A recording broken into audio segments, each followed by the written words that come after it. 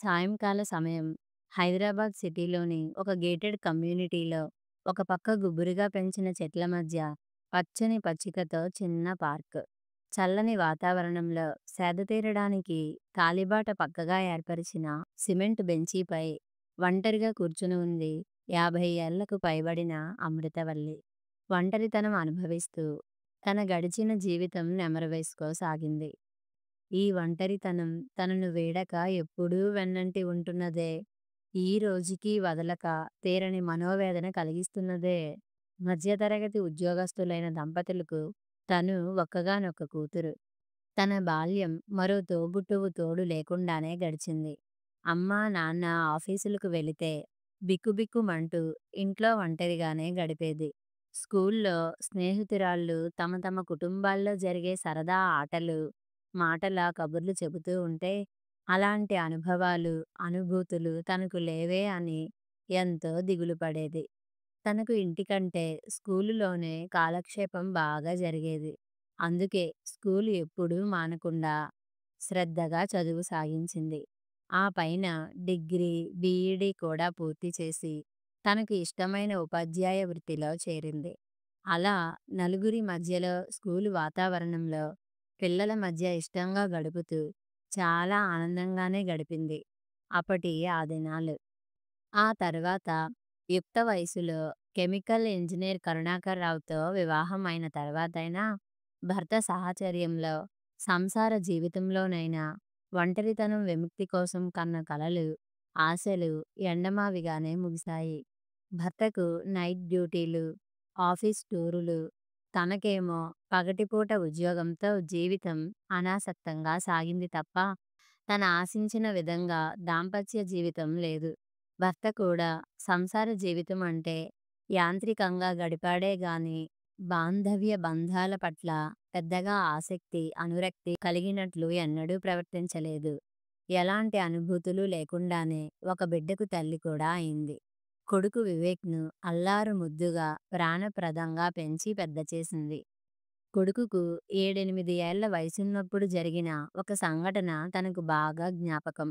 అది తన బతుకులో మరో మలుపునకు కారణమయింది.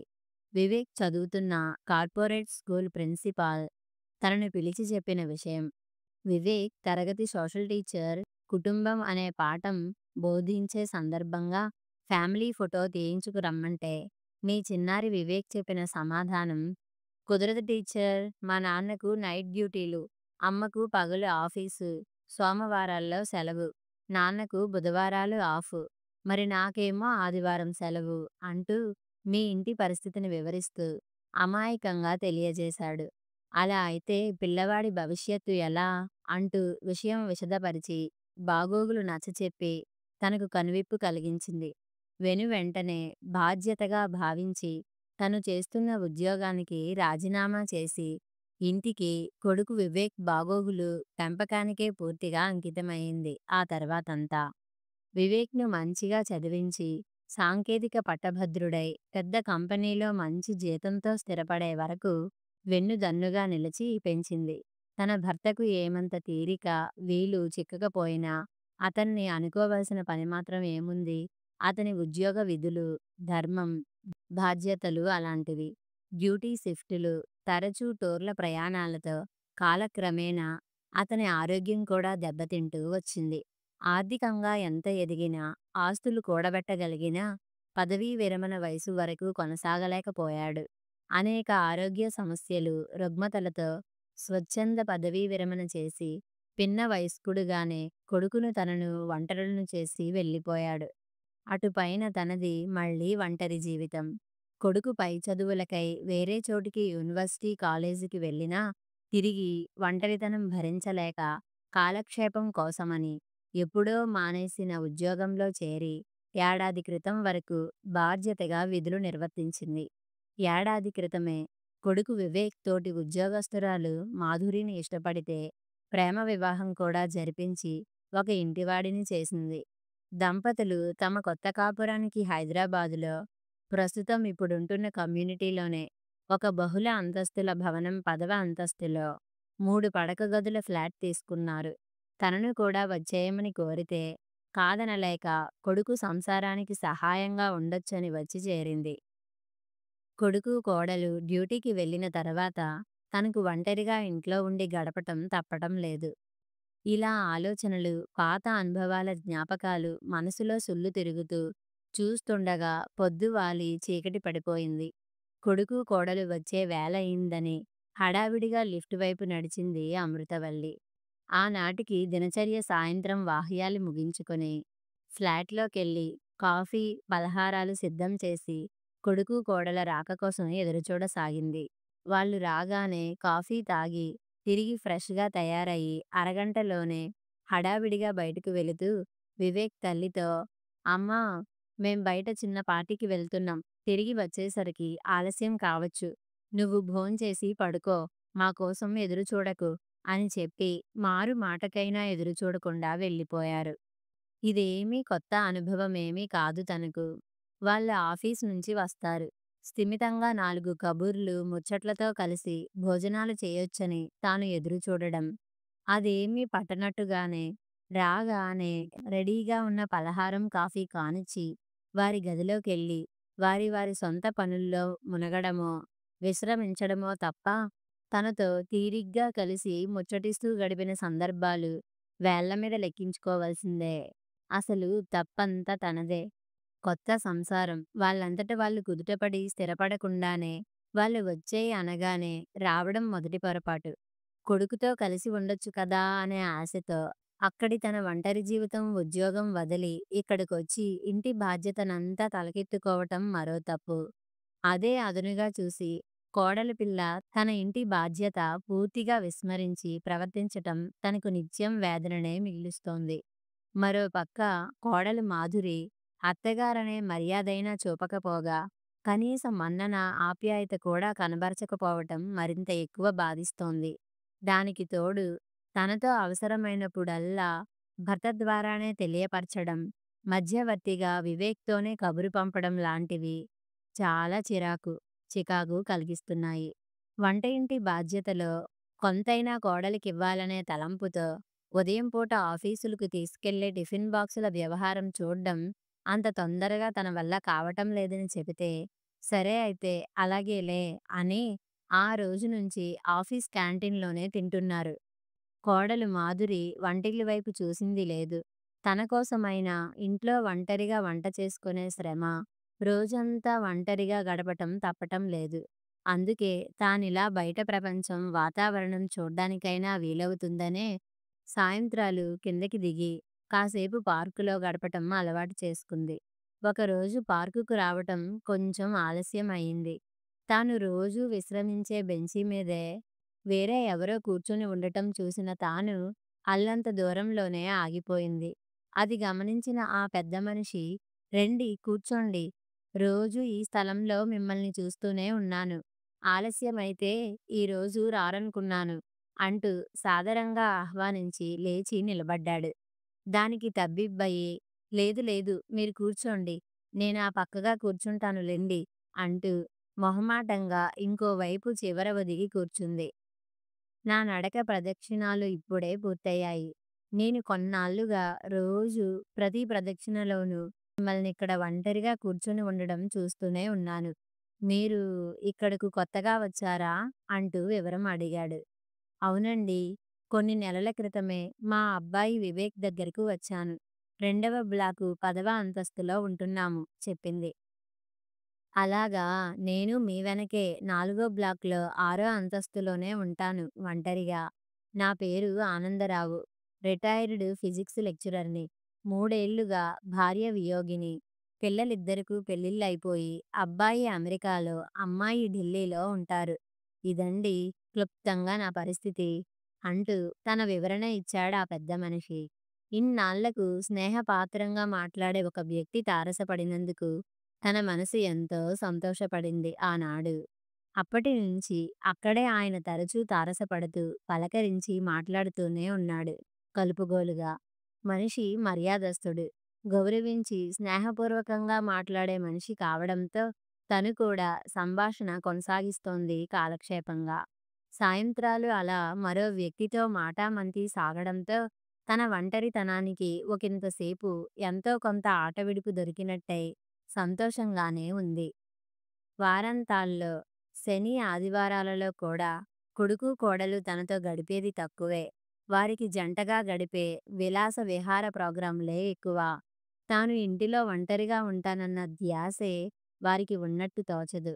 తాను ఇంటికి ఒక కాపలాదారుగా గడపవలసి వస్తోంది ఇన్నాళ్లుగా. అలా ఒంటరితనం భరించలేక, ఉండబట్టలేక ఒకరోజు కొడుకు వివేక్‌తో, "బాబూ వివేక్, రోజంతా ఒంటరిగా గడపటం నా వల్ల కావటం లేదురా. నలుగురితో గడిపే వ్యాపకం ఏదైనా చూడరా నాకోసం" అడిగింది. "అమ్మా, నీకు ఈ వయసులో ఇంకా ఏమి వ్యాపకమమ్మా? విశ్రాంతిగా గడపాలి గాని. అయినా రోజంతా ఇంట్లో పనే సరిపోతుంది కదమ్మా నీకు" అంటూ విషయాన్ని దాటవేశాడు ముద్దుల కొడుకు, తమ సేవలోనే తరించమన్నట్టుగా సూచిస్తూ. అమృతవల్లికి అర్థమైంది. తన ఒంటరితనానికి అక్కడ విముక్తి లేదని, తన ఆశ వారితో నెరవేరదని. అందుకు తన ప్రయత్నమేదో తానే చేసుకోవాలని కృతనిశ్చయానికొచ్చింది. అదే ఆలోచనతో వార్తాపత్రికలో తనకు అనుకూలమైన ప్రకటనలకై దృష్టి సారించటం మొదలుపెట్టింది. ఏదో ఒక అవకాశం దారి దొరక్కపోతుందా అని. వయసు మీరిన కారణంగా ఉద్యోగ ప్రయత్నాలేవీ ఫలించలేదు. కానీ పేపర్‌లోని ఒక ప్రకటన తనను బాగా ఆకర్షించింది. 2, 3 రోజులు తనలో తాను తర్జన భర్జన పడి, మనసు నిశ్చయపర్చుకున్న తర్వాత కొడుకు, కోడలు ముందుకు ఆ ప్రస్తావన తెచ్చింది. అమృతవల్లి చేసిన ఆ అనుకోని, ఊహించని ప్రస్తావనకు కొడుకు, కోడలు విస్తుపోయారు. అది విడ్డూరంగా తోచినా ఇద్దరూ వెంటనే తీవ్రంగా స్పందిస్తూ, కోడలు మాధురి తీవ్రమైన స్వరంతో భర్తతో, "ఇక మన పరువేం కావాలి? నలుగురికి మనం ఏం జవాబు చెప్పుకోవాలి?" అంటూ రుసరుసలాడుతూ లోనికి వెళ్ళిపోయింది. కొడుకు వివేక్ కూడా, "అమ్మా, ఇప్పుడు నీకు ఇక్కడ ఏం తక్కువైంది? ఇలా ఈ విధంగా ప్రవర్తించడానికి" అని ఆవేశంగా విరుచుకుపడ్డాడు. అంతే ధీటుగా అమృతవల్లి సమాధానం ఇచ్చింది.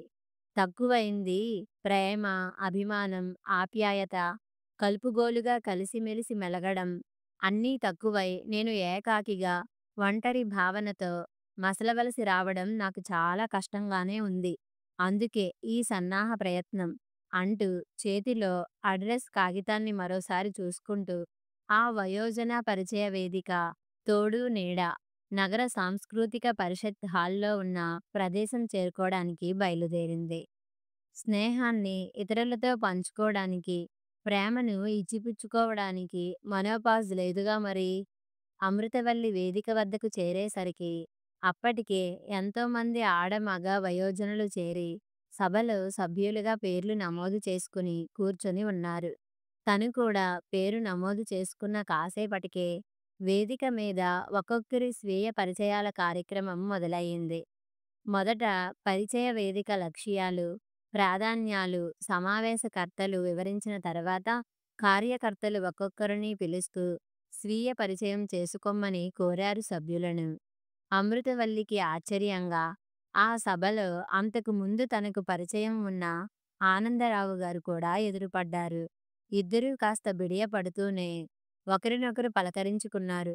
వేదిక మీద అందరి స్వీయ పరిచయాలు అయిపోయిన తర్వాత స్నేహపూర్వక ఇష్టాగోష్ఠిగా ఒకరినొకరు విడివిడిగా సన్నిహితంగా మాట్లాడుకునేందుకు వీలుగా, ప్రత్యేక సమావేశాల ఏర్పాటుకు వీలుగా టేబుళ్లు ఏర్పాటు చేశారు.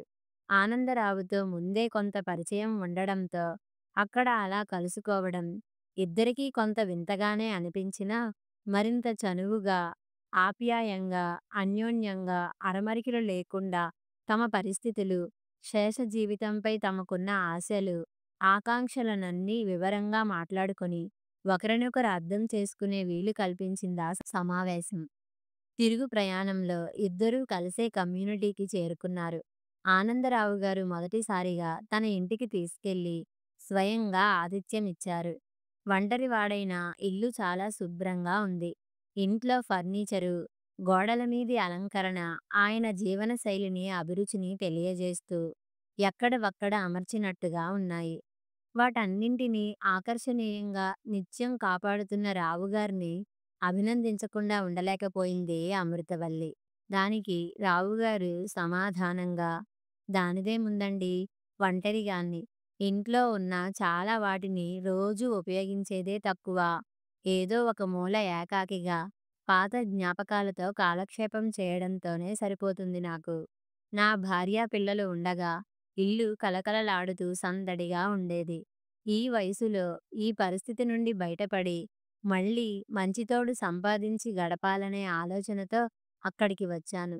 ఈ ఆధునిక యుగంలో ఇది నా ఒక్కడి సమస్యే కాదని, నాలాగే పలు సమస్యలతో ఒంటరితనం నుంచి విముక్తి కోరేవాళ్ళు చాలామందే ఉన్నారని అక్కడికొచ్చిన వారి గోడు వింటుంటే అర్థమైంది. సారీ, క్షమించండి. నా ధోరణిలో చెప్పుకుపోతున్నాను. ఉండండి, కాఫీ ఇస్తాను అంటూ లేచాడు ఆనందరావు. ఆగండి, వంటిల్లు చూపించండి. ఆ ప్రయత్నం నేను చేస్తాను అంటూ లేవబోయింది అమృతవల్లి. భలేవారే! నేను కూడా వంటొచ్చిన మగాడినేనండీ. నా ఈ తోడు నీడ, ప్రయత్నం, తాపత్రయం తిండి తిప్పలు తీర్చుకునేందుకే అనుకునేరు. నా చేతి వంట, కాఫీ రుచి చూశారంటే మీరే మెచ్చుకొని మరో కప్పు కావాలని అడుగుతారు అంటూ ఆమె చొరవకు బ్రేకులు వేసి తనే వంటింటి వైపు నడిచాడు. కాసేపు ఆగి వంటింటిలోని ఏర్పాట్లు కూడా చూడాలనే కుతూహలంతో వెనకాలే వెళ్ళింది అమృతవల్లి. వంటింటిని ముచ్చటగా ఉన్న తీరు చూసి మురిసి రావుగారిని మరోసారి నిండా అభినందించకుండా ఉండలేకపోయింది. వెంటనే, రావుగారు, మీరు చూపిస్తున్న ఈ ఆప్యాయతకు, మీరిచ్చిన ఈ ఆతిథ్యానికి ధన్యవాదాలు. రేపటి ఆదివారం మీరు కూడా దయచేసి మా ఫ్లాటుకి వస్తే మా వాళ్ళని కూడా పరిచయం చేస్తాను. మా ఇంటికి మీరు తప్పక భోజనానికి రావాలి. సరదాగా అందరం కలిసి గడపొచ్చు. అప్పుడే అక్కడికక్కడే మన విషయమై కూడా మా వాళ్ళ ముందరే ఒక నిర్ణయానికి రావచ్చు అంటూ ఆత్మీయంగా ఇంటికి భోజనానికి ఆహ్వానించింది. ఆ రోజు రాత్రి భోజనాల తర్వాత కొడుకు కోడలికి తోడు నీడ పరిచయ వేదికలో జరిగిన విషయాలన్నీ వివరించి, కమ్యూనిటీలోనే ఉన్న ఆనందరావు గురించి కూడా చెప్పి, ఆదివారం ఆ పెద్ద మనిషిని వారికి పరిచయం చేసేందుకు తమ ఇంటికి భోజనానికి ఆహ్వానించినట్లు కూడా తెలియజేసింది. ఆ ఆదివారం ప్రొద్దున్నే ఫోన్ చేసి శుభోదయం చెప్పారు రావుగారు అమృతవల్లికి. ఆయన ఇంటికి వచ్చే సమయం నిర్ధారణ చేసుకుని విందు ఏర్పాట్లకు వంటింట్లో నిమగ్నమైంది.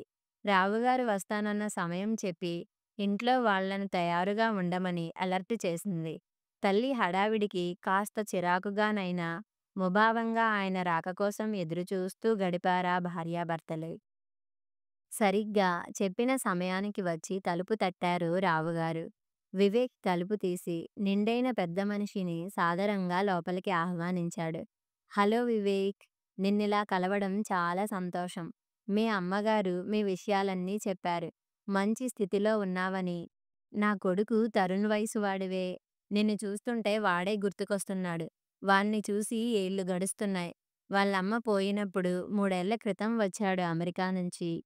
మళ్ళీ రాలా అంటే ఏవేవో సాకులు చెబుతాడు అంటూ దూరంగా ఉన్న కొడుకుని గుర్తు చేసుకున్నారు రావుగారు. ఆయన మాట్లాడే ఆప్యాయత ధోరణికి వివేక్ కూడా తన తండ్రి గుర్తుకు వచ్చాడు ఒక్క క్షణం. కాసేపు కుశల ప్రశ్నలు, ఆఫీసు కబుర్లతో ముచ్చటించాక కాస్త చనువు ఏర్పడ్డాక, చూడు వివేక్, నా ఈ మాటలు శ్రద్ధగా పూర్తిగా ఆలకించు. ప్రస్తుతం నేను, మీ అమ్మగారు ఒకే పరిస్థితిలో ఎటూ కాని వయసులో మాట్లాడే తోడు లేక ఒంటరి జీవితాలు గడుపుతున్నాం. మీ దంపతులక ఆఫీసులతో నిండా పని.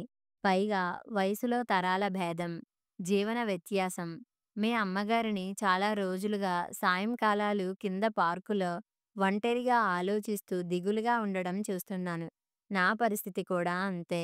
లంకంత కొంపలో ఒంటరిగా కాలక్షేపం. ఆప్యాయంగా మాట్లాడే తోడు లేక దిగులు. మీ అమ్మగారితో పరిచయంతో మొన్న తోడు నీడ వేదికలో కలిసినప్పుడు ఇద్దరం వివరంగా మాట్లాడుకున్నాం. మా సమస్యకు ఒకరికొకరం తోడైతే పరిష్కారం లభిస్తుందని నమ్ముతున్నాం. ఇలా రావుగారు కొడుకుతో ముచ్చటిస్తుండగా వంటింటిలోంచి పని తెమిల్చుకుని అమృతవల్లి కోడలుతో సహా హాలులోకి వచ్చి రావుగారికి నమస్కరిస్తూ వారితో చేరారు. రావుగారు అందరినీ పరికించి చూసి కొనసాగింపుగా, మరో విషయం, నా పిల్లలతో పాటు నిన్నూ సమంగా భావించి నీకు తండ్రి సమానంగా అన్ని విషయాలలో చేదోడు వాదోడుగా ఉంటానని భరోసా ఇస్తాను. అలా అని నా బరువు బాధ్యతలేవీ నీ మీద మోపను సరికదా! ఇక మీదట మీ అమ్మగారి పూర్తి బాధ్యతను నేను తీసుకుంటాను. ఇది సూక్ష్మంగా నేను చేస్తున్న ఈ విధంగా మన 2 కుటుంబాలు కలిసి ఒక్కటవుతాము. మా ఇరువురి శేష జీవితాలలో వెలితి తీరినట్లవుతుంది. మాకీ ఒప్పందం ద్వారా అనుక్షణం ఒకరికొకరం తోడు నీడగా మెలిగే అవకాశం కలుగుతుందని మేమిద్దరం గట్టిగా నమ్ముతున్నాము. మీ అందరి సమ్మతి సహకారం కూడా ఉంటే మా సహజీవనం సంతోషంగా సాగగలదని మా నమ్మకం. ఈరోజు మీ సమ్మతి తెలుసుకున్న మీదట వీలైనంత త్వరలోనే మా అమ్మాయి, అబ్బాయిని కూడా రమ్మంటాను. వాళ్ళు కూడా వచ్చిన తర్వాత మనమందరం ఏక కుటుంబ సముదాయమవుదాం అని ముగించి వివేక్ అభిప్రాయం కోసం ఎదురుచూశారు రావుగారు. సుదీర్ఘమైన రావుగారి వివరణాత్మక భాషణ విన్నాక వివేక్‌కు తల్లి పడుతున్న ఒంటరితనం, ఆవేదన, కష్టం అర్థమయ్యాయి. ఇన్నాళ్ళు ఇలాంటి సమస్యకు ఇంత మంచి పరిష్కారం, అవకాశం ఉంటుందని ఊహించలేదు. తనను తీర్చిదిద్దడంలో తల్లి పాత్రను ఎరగని వాడు కాదు. అలాంటి తల్లి ఒంటరితనం భరించలేక విముక్తిని కోరుకుంటూ తానే ఒక దారి ఎంచుకుంటే ఎలా కాదనగలడు? పైగా ఒక సహృదయుడు తానే ఆ బాధ్యతను తీసుకుంటానని ముందుకొస్తే కాదనేదేముంది? వివేక్ నిదానంగా మౌనం వీడి, సరేనండి.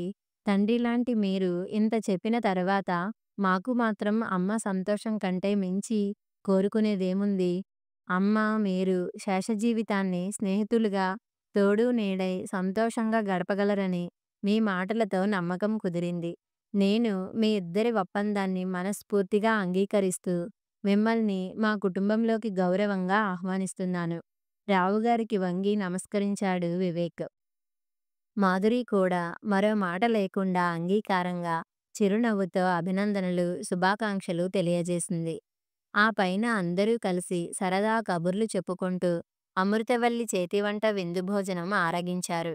చాలా కాలం తర్వాత సకుటుంబంగా, ఆనందంగా, తృప్తిగా భోజనం చేసిన అనుభూతి కలిగింది అందరికీ. మనమిలాగే సందడిగా, ఆప్యాయంగా ముందంతా గడపాలని ఆశగా ఉంది అంటూ ఆనందం వ్యక్తపరుస్తూ రావుగారు అప్పటికి సెలవు తీసుకున్నారు. ఆ మరునాడే ఆనందరావుగారు అమెరికాలోని కొడుకుకి, ఢిల్లీలోని కూతురికి ఫోన్లు చేసి అత్యంత అవసరంగా మాట్లాడవలసిన, సంప్రదించవలసిన విషయాలున్నాయి అని పూర్తిగా విషయం విశదీకరించకుండా కుటుంబ సమేతంగా వీలైనంత తొందరగా 10 రోజులు ఉండేటట్లుగా రమ్మని హుకుం జారీ చేశారు. తండ్రి ఇలా అత్యవసరంగా రమ్మనటానికి కారణం ఏమిటో ఊహించలేక, ఒంటరి తండ్రికి ఏమయిందోనన్న ఆదుర్దాతో అన్నా చెల్లెలు ఒకరినొకరు ఆదరాబాదరా సంప్రదించుకొని కుటుంబాల సమేతంగా హైదరాబాదు చేరుకున్నారు. తండ్రి ఆరోగ్యంగా ఉండడం చూసిన తర్వాత మనసు కుదుటపర్చుకున్నారు. నాన్నా, మీరు ఈ హైదరాబాదు వదిలి రమ్మంటే రారు. కనీసం ఒక వంట మనిషినైనా కుదుర్చుకోకపోయారా? అంటూ వాపోయింది కన్న కూతురు మీనాక్షి. అవును మావగారు, మీరే ఇలా ఒంటరిగా చేయి కాల్చుకోవటమెందుకు? మీ అమ్మాయి చెప్పినట్లు ఎవరినైనా కుదుర్చుకోకపోయారా? వంత పాడాడు అల్లుడు విశ్వనాథం. అవును నాన్నా, అమెరికా అయితే మా తిప్పలు మేము స్వయంగా పడక తప్పదు. ఎంత దర్జా వెలగబెట్టినా ఇక్కడ అది సమస్య కాదుగా. వరస కలిపాడు పుత్రరత్నం తరుణ్. నాకు వంట, తిండి పెద్ద సమస్యలు కాదురా. ఇంతకాలం అందరితో సందడిగా గడిపిన వాడిని. ఇంట్లో మాట్లాడే తోడు లేకుండా ఒంటరిగా గడపటం ఒక్కటే నాకున్న ఏకైక కష్టం అని చెప్పి అప్పటికి అందరినీ సమాధానపరిచారు రావుగారు. అన్నా చెల్లెళ్ళ కళ్ళు చెమర్చాయి. తల్లి ఉన్న రోజులు వారి మనసుల్లో మెదిలి 2 రోజుల తరువాత అందరికీ ప్రయాణ బడలికలు తీరాక ఆ ఆదివారం కమ్యూనిటీలో పరిచయస్తులైన ఒక సన్నిహిత కుటుంబాన్ని తమ ఇంటికి భోజనానికి ఆహ్వానిస్తున్నట్లు ప్రకటించారు రావుగారు. తండ్రి వ్యవహార శైలి తెలిసిన వారందరూ ఎవరా కొత్త మిత్రులు అనుకుంటూనే ఆ రోజు కోసం ఆసక్తిగా ఎదురుచూడక తప్పలేదు. ఆ ఆదివారం రావుగారు మంచి హోటల్ నుంచి విందుకు ఘనంగానే ఆర్డర్ చేసి తెప్పించారు మొత్తం అన్నీ. వంటకై ఇంట్లో వాళ్ళనెవ్వరినీ కష్టపెట్టకుండా శాంతిగా, సావకాశంగా ఉండేందుకు వీలు కల్పిస్తూ అమృతవల్లి కుటుంబం ఇంటికి రాగానే రావుగారు ఎదురేగి లోనికి తీసుకువచ్చి తన కుటుంబ సభ్యులనందరినీ పేరు పేరున పరిచయం చేశారు. వారు ఆసీనులైన తర్వాత తన వాళ్ళ వైపు తిరిగి, మన కుటుంబంలోని వారి అందరి గురించిన వివరాలు ముందుగానే వారికి చెప్పాను. వచ్చిన అతిథులు గురించే మీకు నేను చెప్పాలి వివరంగా అంటూ మొదలుపెట్టారు. ఈవిడ పేరు అమృతవల్లి. నాకు కొన్నాళ్లుగా కింద పార్కులో పరిచయం. రోజూ సాయంత్రాలు ఒకే సమయంలో ఒంటరిగా చూస్తుండడంతో నెమ్మదిగా మా పరిచయం పెరిగింది. ఇద్దరం ఏకాకులం కావటంతో మాటా మాటా కలిసి స్నేహభావం కుదిరింది. ఆత్మీయంగా కొద్దిసేపైనా రోజూ కలుస్తూ ఉండడంతో మా మాటలు కలిశాయి. ఇద్దరికీ కూడా మాటలాడే తోడు లేనివారం కాబట్టి ఒకరిపై ఒకరికి సానుభూతి, స్నేహం పెరిగాయి. ఈ మధ్యే ఒకనాడు ఇక్కడ సిటీలోని తోడు నీడ అనే వయోజన పరిచయ వేదిక వద్ద అనుకోకుండా తారసపడ్డాం. ముందే ఉన్న పరిచయంతో అరమరికలు లేకుండా మనసు విప్పి మాట్లాడుకొని ఒక నిర్ణయానికి వచ్చాము. మీ అందరినీ ఇక్కడకు రప్పించడానికి ముందే ఒకనాడు అమృతవల్లి గారి ఇంట్లో ఈ విషయం చర్చించి వారి కుటుంబ సభ్యులతో కూడా ఒక అవగాహనకు వచ్చాను. ఆ తదుపరి పర్యవసానమే మిమ్మల్ని ఫోన్లు చేసి ఇక్కడకు పిలవడం. ఈరోజు ఇక్కడ మన సమావేశం ముఖ్యోద్దేశం కూడా చూడండి. నేను మీ అందరికీ ఒక్క విషయం తేటతెల్లం చేయదలుచుకున్నాను. ఈ విషయంలో ఎలాంటి ఆస్తుల వడంబడికలు లేవు. మేం మీలో ఎవరిపైనా సరికొత్తగా మోపబోయే బరువు బాధ్యతలు కూడా ఏమీ లేవు. మేమిద్దరం ఒంటరితనం నుంచి విముక్తికై కోరుకుంటున్న సరికొత్త శేషజీవితం. ఈ చర్యతో 2 కుటుంబాలు కలిసి ఒక విస్తృత సకుటుంబమయ్యే అవకాశం. మేమిద్దరం అందుకు సంసిద్ధులమై ఉన్నాం. మీరంతా మనస్ఫూర్తిగా పూర్తి అంగీకారం తెలుపుతారని విశ్వసిస్తున్నాం అంటూ తమ నిర్ణయాన్ని విస్పష్టంగా, నిర్మొహమాటంగా ప్రకటించారు రావుగారు. తండ్రి సుదీర్ఘ వివరణను ఆకలింపు చేసుకున్న రావుగారి పిల్లలు ఒంటరిగా ఉంటున్న తమ తండ్రి ఒంటరితనం వల్ల అనుభవిస్తున్న మనోవేదనను అర్థం చేసుకొని దూరంగా ఎక్కడో ఉంటున్న తాము చేసే ఉపశమనం మరేదీ లేదని గ్రహించి ఆయన విజ్ఞతతో తీసుకున్న నిర్ణయానికి అభినందనల రూపంలో తెలియజేశారు. తేలికపడిన వాతావరణంలో 2 కుటుంబాలు కలిసి కలివిడిగా పరిచయాలు, కబుర్ల మధ్య విందు భోజనం ఆరగిస్తూ సంతోషంగా, ఆనందంగా గడిపారు. ఆనందరావు గారి పిల్లలు ఉన్నంతకాలం ఇరు కుటుంబాల సభ్యులంతా ఒకే చోట కలిసి సరదా ముచ్చట్లతో కులాసాగా కాలక్షేపం చేశారు సందడిగా, పాత రోజులను నెమరువేసుకుంటూ. ఆ తరువాతి రోజుల్లో అమృతవల్లి, ఆనందరావుల సహజీవనం పరిణతి చెందిన వారిరువురి మధ్య ఎలాంటి ఒడిదుడుకులు, పొరపచ్చాలు లేకుండా సాఫీగా సాగింది. ఒకరినొకరు ఒద్దికగా మన్నించుకుంటూ, ఎన్నడూ ఏకవచన సంబోధనలకు ఆస్కారం లేకుండా వ్యక్తిత్వాలను గౌరవించుకుంటున్నారు. వారు బాల్కనీ ఊయల మంచం నుంచి వారి మొదటి సమాగమం పార్కు బెంచీని వీక్షిస్తూ సాయం సమయాలు సరదా ముచ్చట్లతో గడుపుతున్నారు హాయిగా. కథ సమాప్తం.